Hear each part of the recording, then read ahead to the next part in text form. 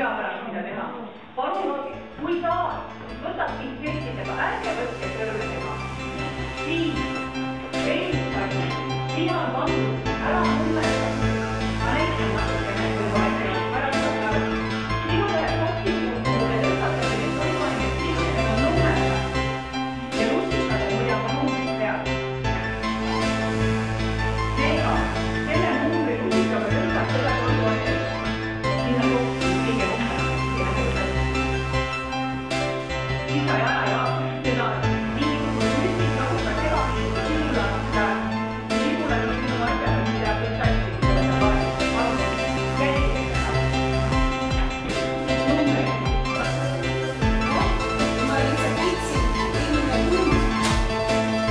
Nii sina oled kuulnud, sina oled täitsa ottu, sa pole kuulnud ka. Kes sa oled? Selge valgemist.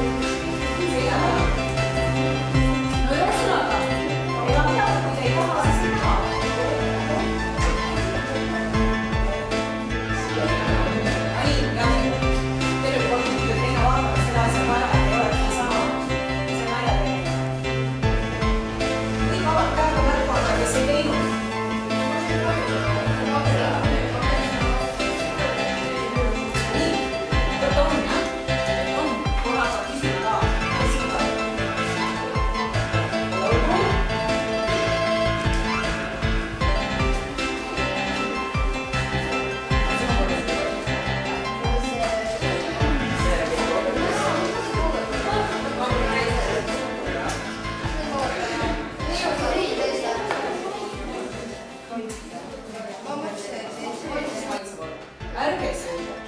Võib-olla ma mõnikord ütlen, et maitse, aga üldiselt ma ei ütle, et maitse. Lähed kodus ja maitsed siis seda sama asja.